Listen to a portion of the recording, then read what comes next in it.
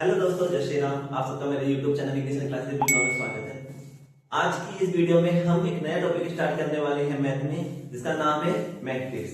आज मैं आपको मैट्रिक्स की कंप्लीट इंट्रोडक्शन प्रोवाइड कराऊंगा, जिसमें हम सीखेंगे कि मैट्रिक्स क्या होती है, मैट्रिक्स को रिप्रेजेंट करने का सही तरीका क्या है, मैट्रिक्स को सोल्व करने का सही मेथड क्या होता है और हमारे पास कितने टाइप्स की मैट्रिक्स है। मींस आज मैं आपको टाइप्स ऑफ मैट्रिक्स भी इस वीडियो में बताने वाला हूं, तो वीडियो में लास्ट तक जरूर बने रहना ताकि आपको एक मैट्रिक्स का कंप्लीट इंट्रोडक्शन मिल सके। और वीडियो को स्किप मत करना, क्योंकि मैं आज आपको जो टाइप्स ऑफ मैट्रिक्स और रिप्रेजेंटेशन सिखाने वाला हूं, इससे नेक्स्ट वीडियोस में हम मैट्रिक्स के ऊपर क्वेश्चन करना स्टार्ट करेंगे।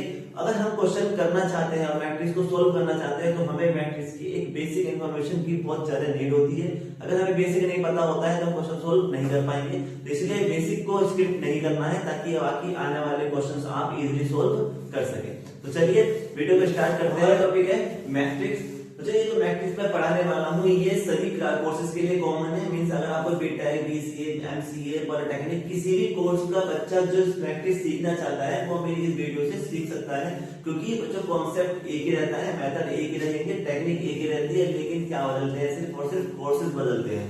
तो ऐसा नहीं है कि मैं अगर मैट्रिक्स सिर्फ और सिर्फ डिप्लोमा वाले के लिए बना रहा हूँ तो सिर्फ डिप्लोमा ही वाले पढ़ सकते हैं, नहीं। इस मैट्रिक्स को आप कोई भी स्टूडेंट पढ़ सकता है, कोई भी स्टूडेंट समझ सकता है और कहीं भी इसको यूज कर सकता है। कोई कट नहीं करेगा, कोई भी मार्क्स कट नहीं होगा, मेथड सबका सेम ही रहना है, ठीक है। तो मैट्रिक्स अगर पढ़ना है तो पहले हमें ये पता होना चाहिए मैट्रिक्स होती क्या है। तो मैट्रिक्स अगर मैं लैंग्वेज में बताऊं तो क्या लिख सकते हैं कि it is the set of numbers which is represented which is written in the rows and columns, ठीक है, rows and columns called M matrix. क्या लिखिए मैंने छोटी सी डेफिनेशन क्या है ये कि मैट्रिक्स क्या होती है, ये सेट ऑफ नंबर्स होता है जिसको लिखा जाता है किसमें, रोज में और कॉलम्स में।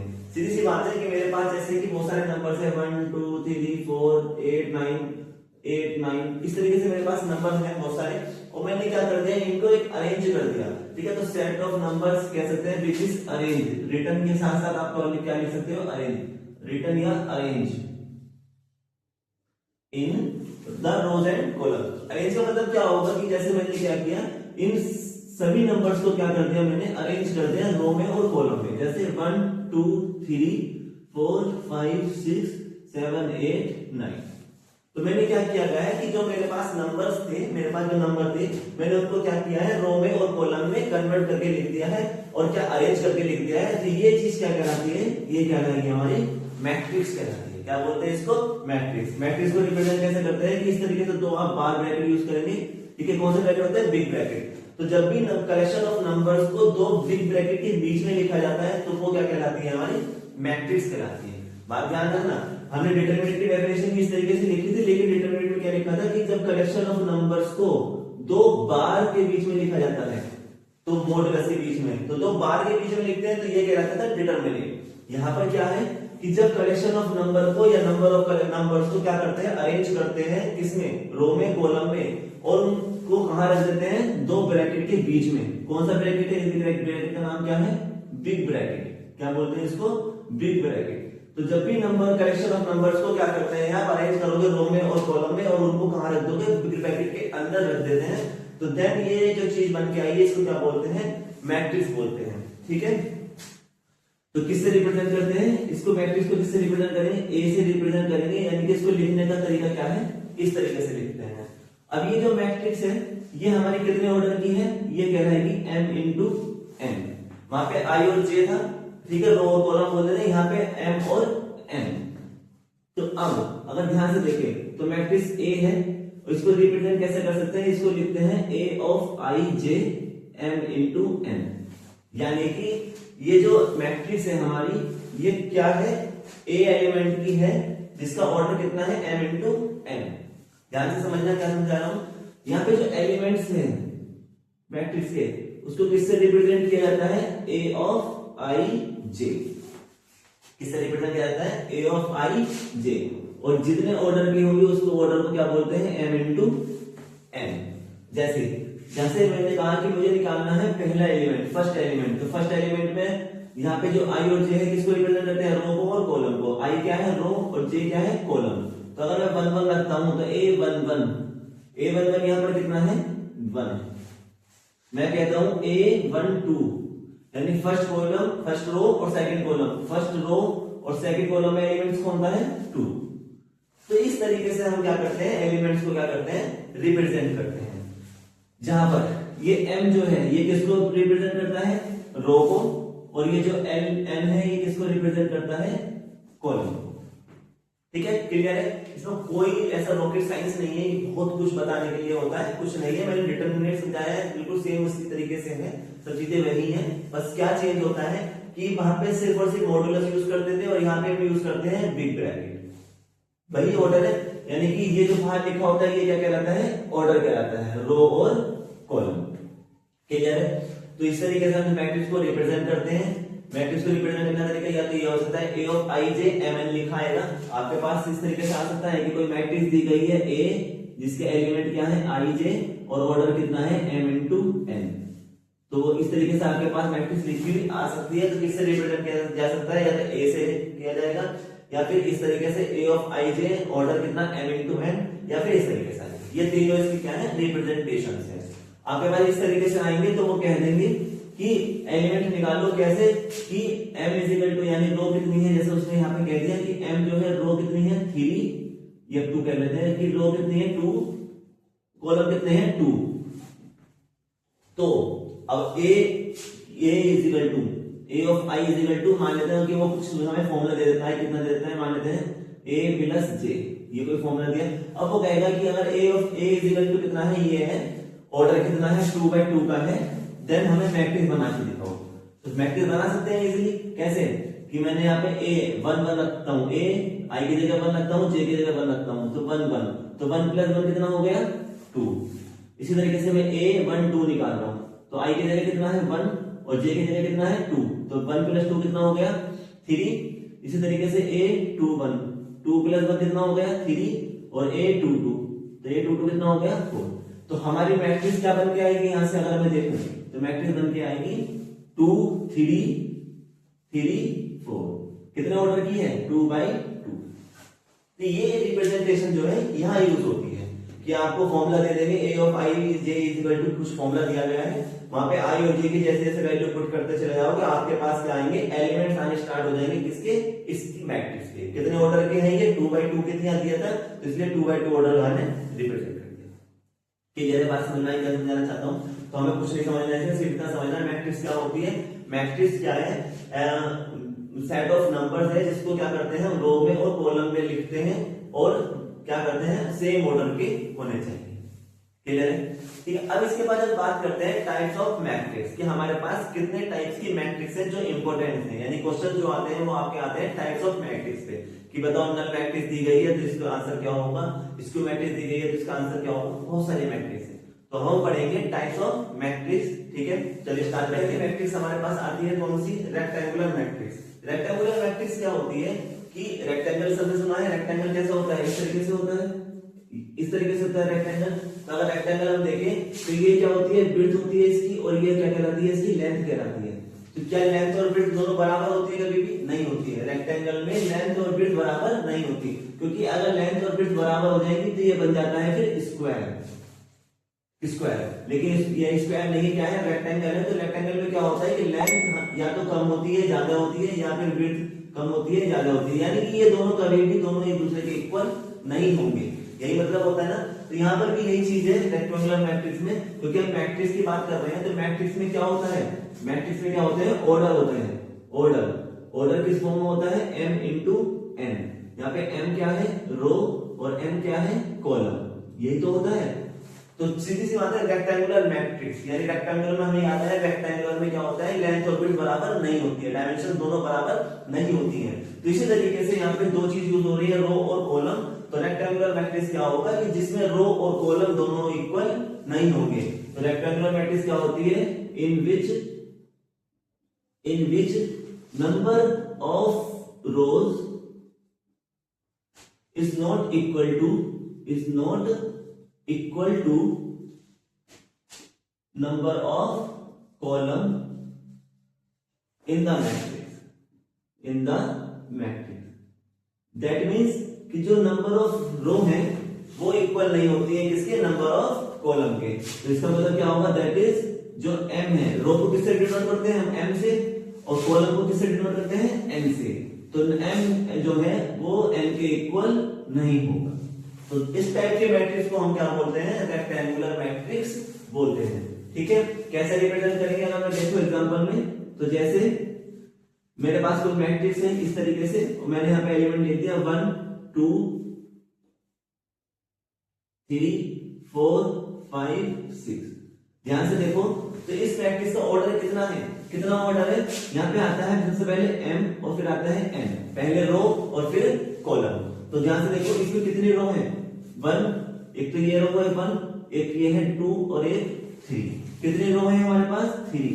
कॉलम कितने हैं, 1 2, कितने कॉलम है, 2। तो अगर मैं ध्यान से देखूं तो इसका ऑर्डर कितना बनेगा हमारे पास, इस तरीके से नंबर में 3 into 2। कितने ऑर्डर की है ये, 3 into 2। तो ध्यान से देखो रो कितनी है, रो तो है 3 और कॉलम कितने हैं 2। तो क्या 3 2 के इक्वल है, नहीं। तो जब भी हमारे पास कोई ऐसी मैट्रिक्स आए जिसमें नंबर ऑफ रोज जो है नंबर ऑफ कॉलम के इक्वल नहीं है, तो वो हमारी मैट्रिक्स कैसी होती है, रेक्टेंगुलर मैट्रिक्स कहलाती है। अब रेक्टेंगुलर मैट्रिक्स जो होती है वो काफी टाइप की होती है। कैसे, नंबर 1, इसमें सबसे पहले मैट्रिक्स अगर हम देखें तो एक होती है हॉरिजॉन्टल मैट्रिक्स। ठीक है, कई बार इसके क्वेश्चन पूछते हैं ऑप्शन में, हॉरिजॉन्टल मैट्रिक्स। हॉरिजॉन्टल मैट्रिक्स क्या होती है, देखो हॉरिजॉन्टल नाम से पता चल रहा है, हॉरिजॉन्टल हमने लाइंस पढ़ी, तो बच्चों को बहुत डीप में समझा रहा हूं, ध्यान से समझना। हॉरिजॉन्टल लाइन पढ़ते हो आप, ये जैसे मान लेते हैं कि कोऑर्डिनेट सिस्टम हमने पढ़े हैं, तो इस लाइन को क्या बोलते हैं हम, इस लाइन को बोलते थे हॉरिजॉन्टल लाइन, बोलते हैं या नहीं, आप सबने पढ़ा होगा कहीं ना कहीं, इसको क्या बोलते हैं, हॉरिजॉन्टल लाइन। तो हॉरिजॉन्टल लाइन का अगर ध्यान से देखो तो क्या कौन सी लाइन होती है, जो इस तरीके से चल रही है ना, ये भी चल रही है, जो अगर मैं शुद्ध भाषा में बोलूं तो जो लिटी हुई लाइन है ना, तो जो इस तरीके से चलती है x माइनस x से प्लस x डायरेक्शन में, तो इस लाइन को हम क्या बोलते हैं, हॉरिजॉन्टल लाइंस बोलते हैं। तो हॉरिजॉन्टल मैट्रिक्स भी क्या होगा, जो किस तरीके से चल रहा होगा, इस डायरेक्शन में चल रहा होगा। क्योंकि देखो हमने रेक्टेंगुलर मैट्रिक्स का टाइप पढ़ रहे हैं, इतना तो हमें पता चल गया कि जो m है यानी नंबर ऑफ रो है और जो नंबर ऑफ कॉलम है वो इक्वल नहीं होंगे। तो यहाँ पे भी अगर मैट्रिक्स की बात चल रही है तो सीधी सी बात है m और n की बात चलेगी, m की और n की, यानी रो और कॉलम की बात चलेगी। तो जब हम हॉरिजॉन्टल की बात करते हैं, हॉरिजॉन्टल मैट्रिक्स की बात करते हैं, तो हॉरिजॉन्टल वर्ड से हमें समझ में आ गया कि यानी कि जो हमारी मैट्रिक्स है वो किस डायरेक्शन में चल रही होगी, लिटी हुई लाइन में, यानी कि हॉरिजॉन्टल डायरेक्शन में चल रही होगी। अब हॉरिजॉन्टल में कैसे चलेगी, ध्यान से देखो, एग्जांपल यहां चलो, एग्जांपल बना देता है, इस तरीके से देखते हैं। जैसे हॉरिजॉन्टल कैसे चलेगी, 1 2 3, मैंने यहाँ पे इस तरीके लिखा है, मैं इसको बंद करूंगा, उसके बाद मैंने लिखा 2 5 6। अब ध्यान से देखो अगर आप लोग, तो देखो ध्यान से क्या दिखाई देगा आपको कि जो ये मैट्रिक्स है ये इस डायरेक्शन में चल रही है। अगर मैं इस डायरेक्शन में चलाऊंगा, ध्यान से समझना, अगर मैं इस डायरेक्शन में चलाऊंगा तो मुझे क्या बढ़ाने पड़ेंगे, नंबर ऑफ कॉलम्स। देखो पहले कितने थे, 2 कॉलम है, अब मुझे ऐसे जाना है, हॉरिजॉन्टल जाना है, तो हॉरिजॉन्टल जाना है तो क्या करूंगा, यहाँ पे नंबर लिखने पड़ेंगे ना, मैंने नंबर लिखे, फिर मुझे इस डायरेक्शन में आगे जाना है तो फिर से मुझे यहाँ नंबर लिखने पड़ेंगे, आगे बढ़ना है तो मुझे फिर से यहाँ पे नंबर लिखने पड़ेंगे। यानी कि मैं क्या कर रहा हूँ, मैं इस तरीके से अगर मुझे चलना है तो यहाँ आगे नंबर बढ़ाने पड़ेंगे ना, समझ रहे हो बात को। तो इस तरीके से यहाँ क्या करा है, मैट्रिक्स बनाई है। अब ये कुछ ज्यादा बढ़िया है, तो कम कर लेते हैं, इतनी कर लेते हैं, काफी बात समझ रहे हो। जैसे मैंने कहा मुझे हॉरिजॉन्टल मैट्रिक्स क्या होती है, हॉरिजॉन्टल का मतलब क्या है, मुझे हॉरिजॉन्टल डायरेक्शन में चलना है, तो मैंने यहाँ पे एलिमेंट लिखा, फिर उसके बाद यहाँ पे लिखा, तो इस डायरेक्शन में चल रहा हूँ, अब मैंने यहाँ पे लिखा, इसी में चल रहा हूँ, अब मुझे और आगे चलना है इस तरफ। तो इस तरफ चलने के लिए मुझे नंबर जो भी बढ़ाऊंगा वो कैसे बढ़ाऊंगा, इसके आगे ही बढ़ाऊंगा, इसके आगे ही इंक्रीज करूंगा। तो ये जो मैट्रिक्स है ये मैट्रिक्स कहलाती है हमारी हॉरिजॉन्टल मैट्रिक्स। अब इसमें क्या हुआ है, क्या लिखेंगे, तो ध्यान से देखो, तो इसमें ये सबसे पहले क्या आता है, रो, और उसके बाद क्या आता है, कॉलम। रो कितनी है इसमें, रो देखो इसमें 1 और 2, रो कितनी है, 2 है। कॉलम कितने हैं, 1 2 3, 1 2 3, कॉलम कितने हैं, 3। समझने वाली बात क्या है इसमें कि जैसे मैं इस डायरेक्शन में चल रहा हूं, जब मैं इस डायरेक्शन में चलूंगा तो नंबर में क्या लिखूंगा, जैसे यहाँ 1 2 लिखा है, 2 5 लिखा है, 3 6 लिखा है, तो जब मैं इस डायरेक्शन में चल रहा हूं तो नंबर कहां पे लिखूंगा, इसके आगे, 7 8 9 10 इस तरीके से बढ़ो। तो बच्चों रो तो हमेशा 2 ही रहेंगी, रो कितनी है, रो तो 2 ही है ना भाई, ये पहली रो है और ये दूसरी रो है, लेकिन बढ़ कौन रहे हैं, इंक्रीज कौन हो रहे हैं, कॉलम, ये पहला कॉलम था, दूसरा, तीसरा, चौथा, पांचवा, यानी first second third fourth fifth, कौन बढ़ रहे हैं, कॉलम बढ़ रहे हैं, और जो रो है वो कैसी हो गई है, रो तो कम रहेंगी। तो दैट मीन्स क्या समझाना चाहता हूं, इसका मतलब क्या हुआ कि क्या लिखेंगे डेफिनेशन में, हॉरिजॉन्टल मैट्रिक्स वो मैट्रिक्स होती है in which number of row less than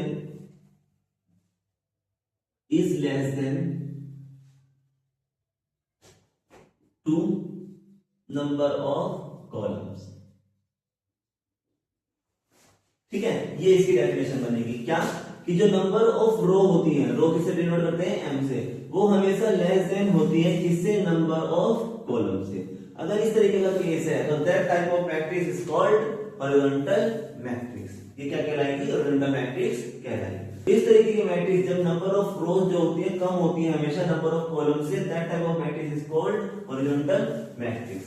okay, इसका एग्जांपल मैं बना देता हूं दोबारा से।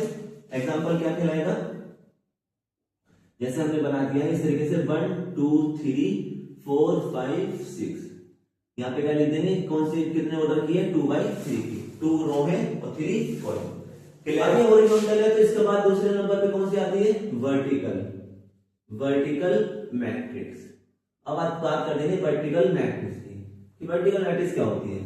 अब आप इतना समझ गए होंगे, थोड़ा सा आइडिया आया होगा दिमाग में कि वर्टिकल का मतलब क्या होगा, कि जब हम कैसे चलेंगे, वर्टिकल चलेंगे, जब हम ऊपर नीचे चलेंगे, वर्टिकल चलेंगे, अप एंड डाउन की तरफ चलेंगे, तो तब वो मैट्रिक्स कहलाएगी वर्टिकल मैट्रिक्स। तो डेफिनेशन मैं यहां से लिख देता हूं, जैसे in which the number of columns is less than from the number of rows, called vertical matrix।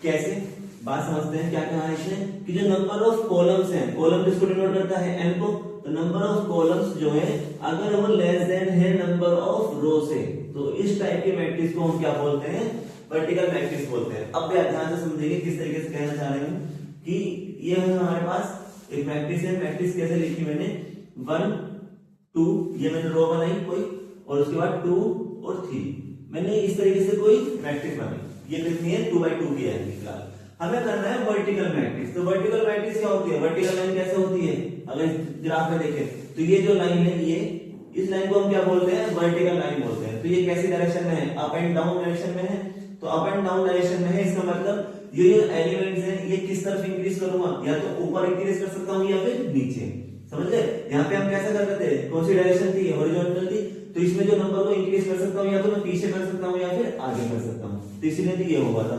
इसमें जो वर्टिकल की बात चल रही है तो इसमें नंबर को मैं कैसे इंक्रीज कर सकता हूँ, एलिमेंट्स को या तो ऊपर या फिर नीचे, तो मैंने क्या करा, नीचे यहाँ पर इंक्रीज कर दिया, या मैंने इंक्रीज कर दिया। तो ध्यान से देखो, अगर आप ध्यान से देख रहे हो तो क्या होगा, इसमें रो कितनी हो गई है, 1 2 3 4, और कॉलम कितने हैं, 1 2।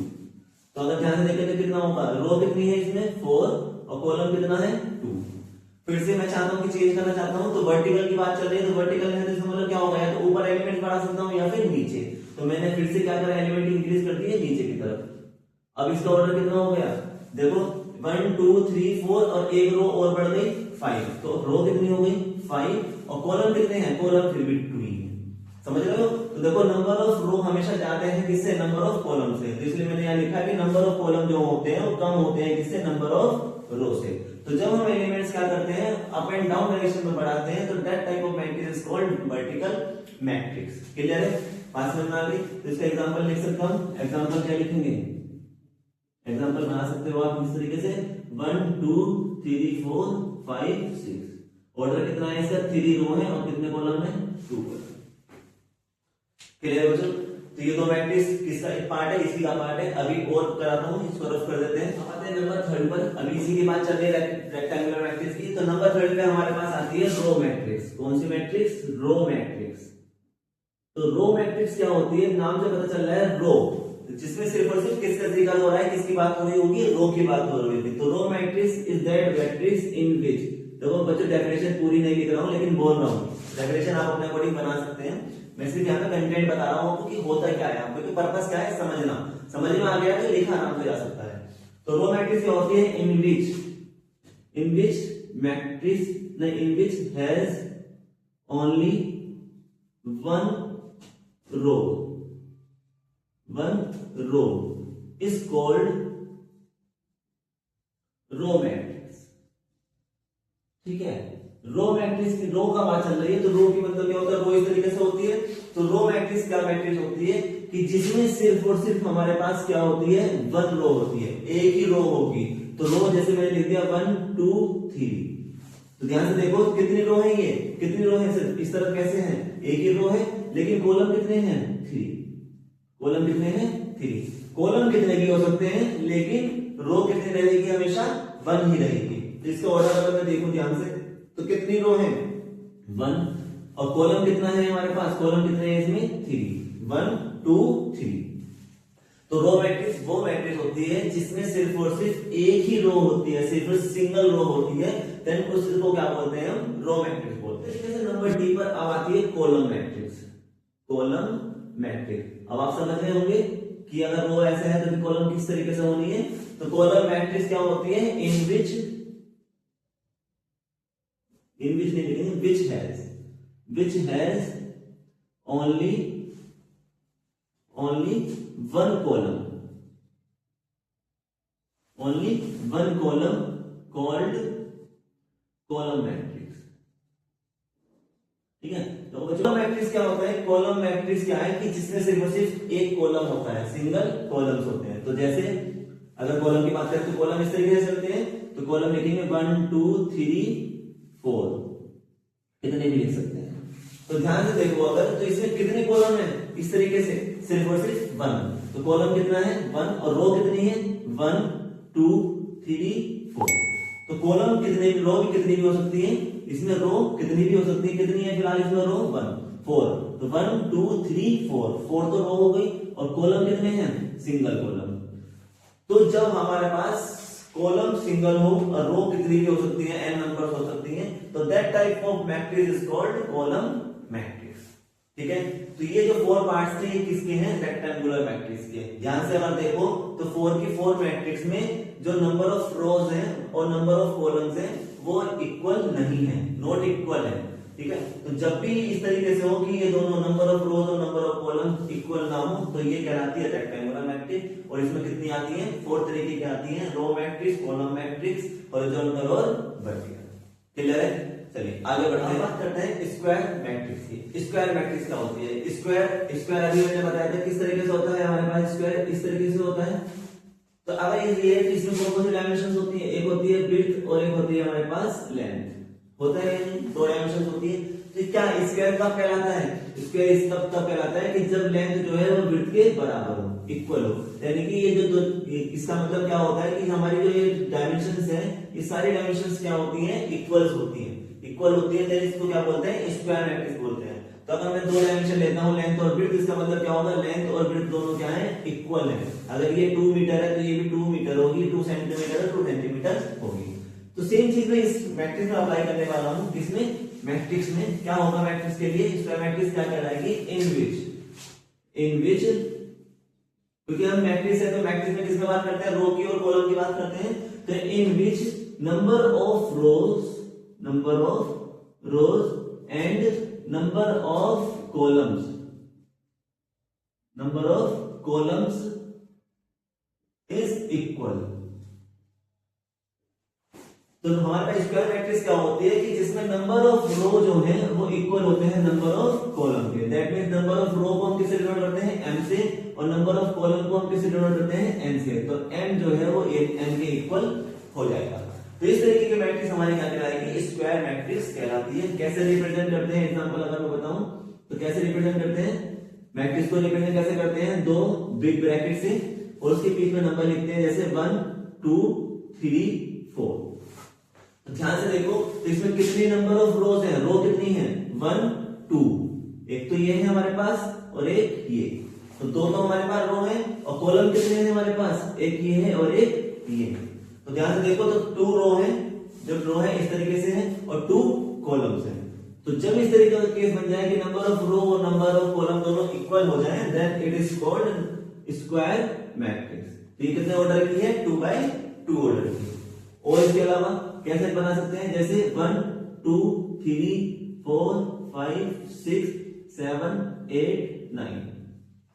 तो अगर इसमें देखते हैं आप, तो इसमें देखो तो कितने नंबर ऑफ रो है, नंबर है 1 2 3। कितनी रो है हमारे पास, 3 1 2 3। कितने कॉलम है, 1 2 3। तो ये कितने ऑर्डर की है, 3 by 3 ऑर्डर की।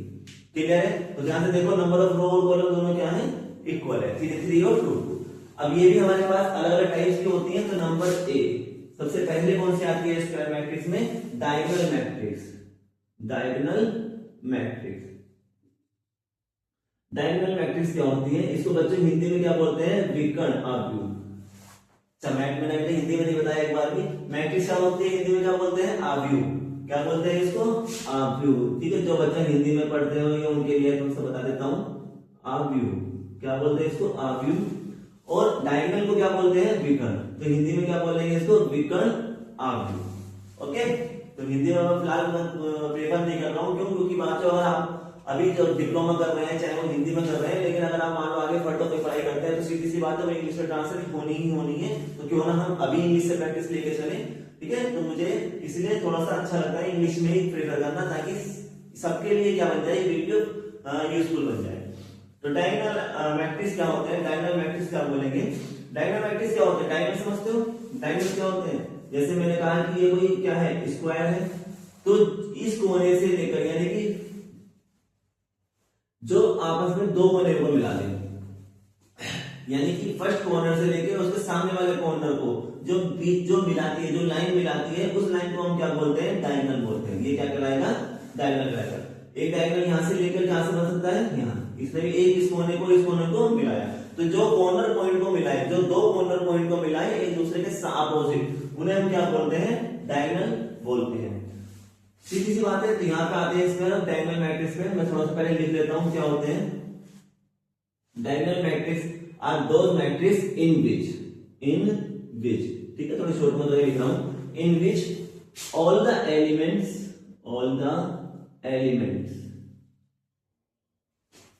is equal to 0 except the leading diagonals।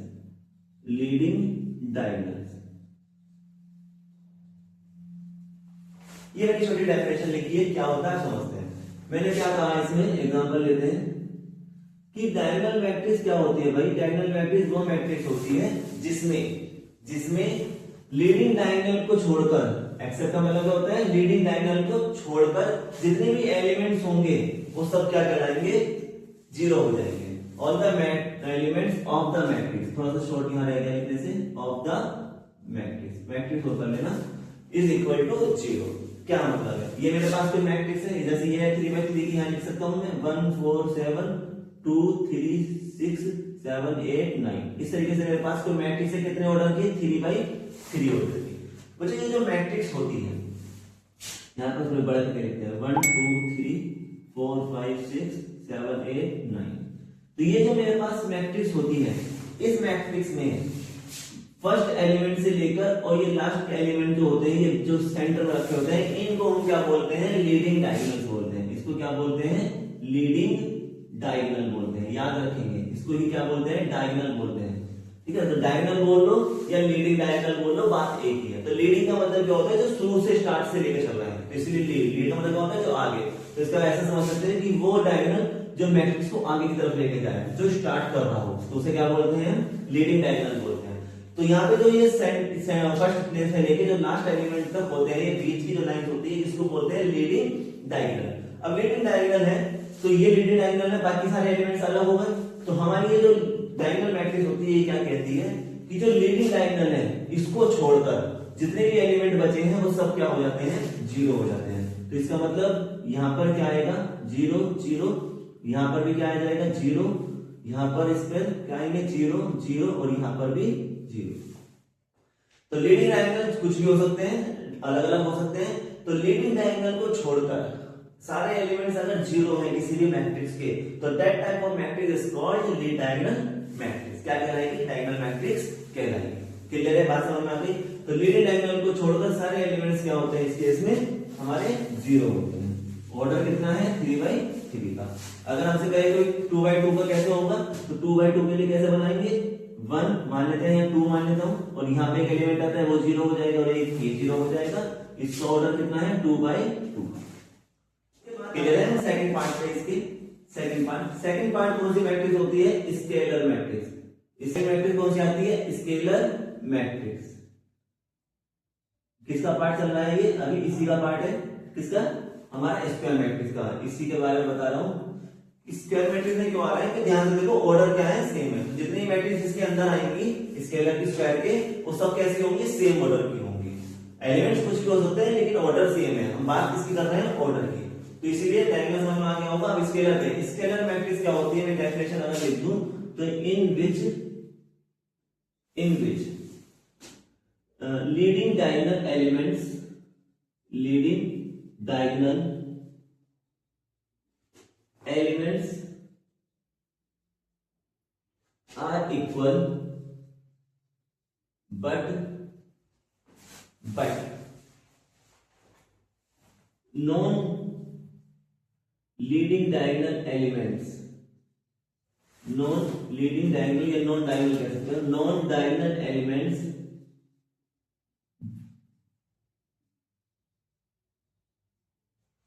Is zero. ठीक है, डेफिनेशन आपने पढ़ेगा, बना सकते हैं, कुछ भी लिख सकते हैं, या ये भी लिख सकते हो, in which the leading diagonal elements are equal and all the elements are zero. ये ऐसे भी लिख सकते हो, in which all the elements of the matrix is equal to zero except the leading element, where leading diagonal elements क्या होते हैं, is equal to zero. Leading diagonal elements of the matrix, इसमें भी लिखने से रह गया, यहाँ पे भी लिख देंगे ऑफ द मैट्रिक्स, ये बार बार रह जाता है, ऑफ द मैट्रिक्स। अब देखो क्या मतलब है इसका, कि स्केलर मैट्रिक्स क्या होती है, स्केलर मैट्रिक्स वो मैट्रिक्स होती है जिसमें जो लीडिंग डायगोनल एलिमेंट्स होते हैं वो तो सब कैसे होते हैं, इक्वल्स होते हैं, और उसके अलावा सभी एलिमेंट्स कैसे होते हैं, जीरो होते हैं। तो हमने अभी इसमें बात की थी कि लीडिंग एलिमेंट्स क्या होते हैं, हम समझ गए कि जो यहाँ से स्टार्ट होता है लास्ट तक जाता है, सेंटर वाले नंबर्स को हम लीडिंग डायगोनल्स बोलते हैं।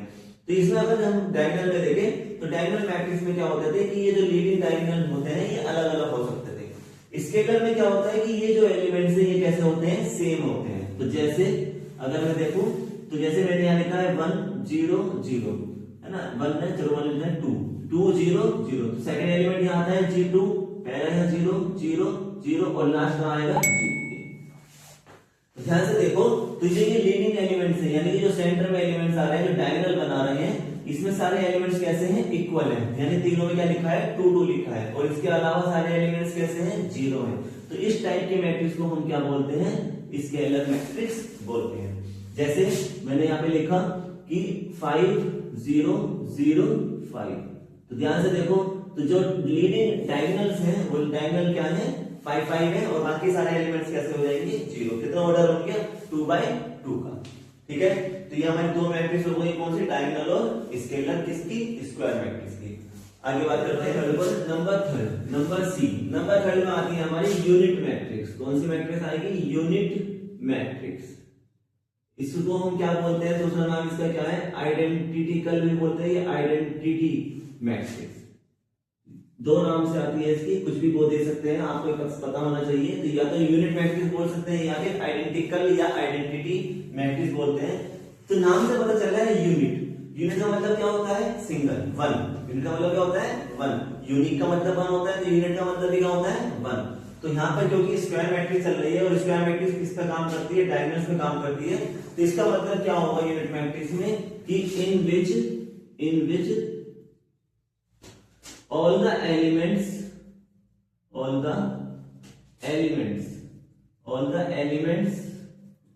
of the matrix is equal to zero except the diagonal where diagonal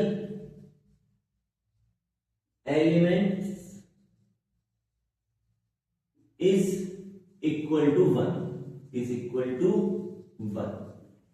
ये मैंने इस तरीके से इसकी डेफिनेशन बनाई है, आप अपने अकॉर्डिंग बना सकते हैं।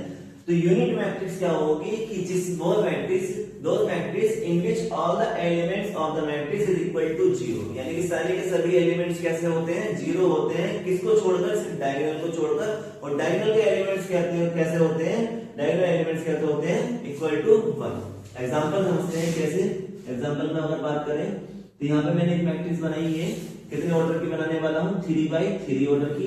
तो हमने कहा है क्या कि जो एलिमेंट्स होते हैं वो सब कैसे होते हैं? जीरो होते हैं। तो मैंने अभी पहला एलिमेंट छोड़ दिया है, बीच का और लास्ट का। तो सारे एलिमेंट्स का मतलब क्या होगा कि second element 0, third element 0, 6 0, fifth fourth 0, 7 8, सभी एलिमेंट्स कैसे हो गए हैं? जीरो हो चुके हैं। लेकिन जो डायगोनल एलिमेंट्स होते हैं वो कैसे होते हैं? इक्वल टू 1, यानी कि हमारा डायगोनल एलिमेंट कितने होंगे? 1 होंगे। तो that type of matrix is called unit matrix. इसको क्या बोलते हैं? यूनिट मैट्रिक्स बोलते हैं। अगर मैं 2x2 की बनाता हूं एक मैट्रिक्स तो कैसे आएगी? पहला एलिमेंट 1 बनेगा, उसके बाद 0, उसके बाद 0, और डायगोनल क्या बनेगा? एक तो ये होता है और उसके ये वाला एलिमेंट, तो ये भी कितना आएगा? 1। तो सीधी सी बात ये है कि यूनिट मैट्रिक्स क्या होती है कि जिसमें डायगोनल एलिमेंट्स कैसे होते हैं? 1 होते हैं, और बाकी सभी एलिमेंट्स कैसे होते हैं? 0 होते हैं। That type of matrix is called unit matrix. Clear है? नेक्स्ट पढ़ते हैं। नेक्स्ट जी, यानी फोर्थ टाइप कौन सी होती है? फोर्थ टाइप हमारे पास होती है ट्रायंगुलर मैट्रिक्स। अब ट्रायंगुलर मैट्रिक्स क्या होती है बच्चों? आपको पता ही है, ट्रायंगल सबने देखा ही है। तो मैं थोड़ा सा पहले इसकी डेफिनेशन कैसे लिखता हूं। ट्रायंगुलर मैट्रिक्स क्या होती है? Those matrix in which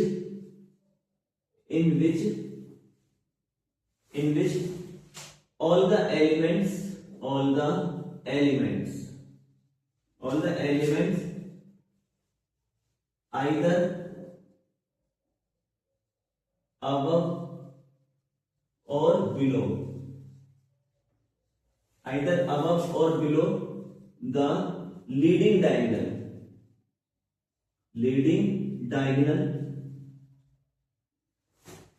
are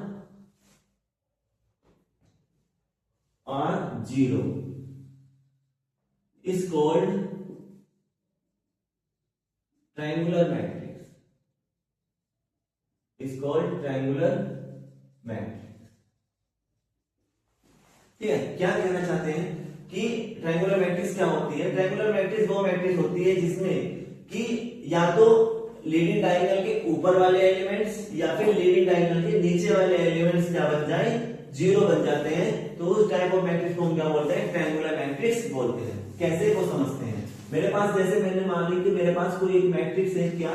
3x3 order की, जैसे 1 2 3 4 5 6 7 8 9, इस तरीके से मेरे पास कोई 3x3 ऑर्डर की कोई मैट्रिक्स है। अब हमारे पास जो ट्रायंगुलर मैट्रिक्स होती हैं ये दो तरीके की होती हैं। कौन कौन सी? सबसे पहले नंबर पे आती है अपर। कौन सी? Upper triangular matrix. और सेकंड नंबर पे हमारे पास आती है नंबर 2 पर, कौन सी आती है? Lower triangular matrix. ठीक है, हमारे पास दो तरीके की मैट्रिक्स होती हैं, upper and lower. Upper triangular matrix क्या होती है? अपर ये मैट्रिक्स है हमारे पास, तो इस मैट्रिक्स में क्या होगा कि ऊपर के एलिमेंट्स तो होंगे लेकिन नीचे के एलिमेंट्स क्या हो जाएंगे? जीरो हो जाएंगे। तो ध्यान से देखो, मैंने ट्रायंगुलर मैट्रिक्स में डेफिनेशन क्या लिखी है कि जिसमें all the elements either above और below the leading diagonals are zero is called triangular matrix. कि मतलब क्या है कि जो भी हमारे पास मैट्रिक्स दी गई है, अगर उस मैट्रिक्स के ऊपर वाले एलिमेंट्स या फिर नीचे वाले एलिमेंट्स किसके डायगोनल, लीडिंग डायगोनल के ऊपर वाले एलिमेंट्स या फिर नीचे वाले एलिमेंट जीरो हो जाते हैं, तो वो मैट्रिक्स क्या कहलाती है? ट्रायंगुलर मैट्रिक्स कहलाती है। तो अगर जो लीडिंग डायगोनल है, लीडिंग डायगोनल्स कौन से हैं? देखो मैं इसको लाइन से ड्रॉ कर रहा हूं, ये है हमारे पास लीडिंग डायगोनल्स, यही तो है हमारे पास लीडिंग डायगोनल्स, मैंने बता चुका हूं अभी। तो लीडिंग डायगोनल के अगर नीचे वाले एलिमेंट्स क्या हो जाते हैं? जीरो हो जाते हैं, नीचे वाले एलिमेंट्स, ठीक है। लीडिंग डायगोनल्स के नीचे के एलिमेंट्स अगर जीरो हो जाते हैं तो that type of matrix is called upper matrix. कौन सी मैट्रिक्स कहलाएगी? अपर मैट्रिक्स कहलाएगी। तो क्या होता है कि जिसमें क्या होता है कि जो लीडिंग डायगोनल्स होते हैं, लीडिंग डायगोनल्स होते हैं, अगर लीडिंग डायगोनल्स के नीचे वाले एलिमेंट्स क्या हो जाएंगे? जीरो। इस तरीके से यहां कुछ भी नंबर्स हो सकते हैं, ठीक है। ऑर्डर कितना है? 3/3 का। तो अगर हमारे पास लीडिंग डायगोनल के नीचे वाले एलिमेंट्स, नीचे की तरफ के एलिमेंट्स क्या हो गए हैं? जीरो हो गए हैं, तो that type of matrix is called upper triangular matrix. इसका अपोजिट केस ले लेते हैं कि अगर मान लेते हैं कि हमारे पास लीडिंग डायगोनल के ऊपर की तरफ के सभी एलिमेंट्स क्या हो गए हैं? जीरो हो जाते हैं या जीरो दिए हैं, तो इस टाइप के मैट्रिक्स को क्या बोलते हैं? Lower triangular matrix. क्या बोला मैंने कि जब हमारे पास जो लीडिंग डायगोनल है, अगर लीडिंग डायगोनल्स के नीचे के एलिमेंट्स तो ऐसे ही रहते हैं, ऊपर के एलिमेंट्स क्या हो जाते हैं? जीरो हो जाते हैं, तो that type of matrix is called leading, sorry कौन सी? Lower triangular matrix. तो ध्यान समझेंगे, अपर में क्या होता है? अपर में नीचे के एलिमेंट जीरो होते हैं और लोअर में क्या होता है? ऊपर के एलिमेंट जीरो होते हैं। ऐसा समझते हैं, ये दूसरे के अपोजिट चलते हैं। तो अपर में नीचे वाले एलिमेंट जीरो और लोअर में ऊपर वाले एलिमेंट्स जीरो। बात समझ में आ गई? तो that type of matrix is called triangular matrix. ये मैट्रिक्स कौन सी है? ट्रायंगुलर मैट्रिक्स है, ठीक है। चलिए आगे बात करते हैं। आज की वीडियो में मैंने आपको समझाया कि डिटरमिनेंट्स क्या होते हैं और डिटरमिनेंट के मैट्रिक्स क्या होती है और मैट्रिक्स के टाइप्स, कितने टाइप्स के हमारे पास मैट्रिक्स है। तो मैंने कोशिश की है कि आपको मैक्सिमम टाइप्स ऑफ मैट्रिक्स इसमें कवर की जाए। तो आपको पसंद आई होगी, कंटेंट आपको अच्छा लगा होगा। अगर कंटेंट अच्छा लगा है तो वीडियो को लाइक करेंगे, शेयर करेंगे अपने दोस्तों में, ताकि वे भी मैट्रिक्स को समझ सके। और चैनल को सब्सक्राइब करना ना भूलें, साथ ही बेल आइकन को जरूर प्रेस करना ताकि आने वाली वीडियोस आप तक पहुंच सके। मिलेंगे नेक्स्ट वीडियो में।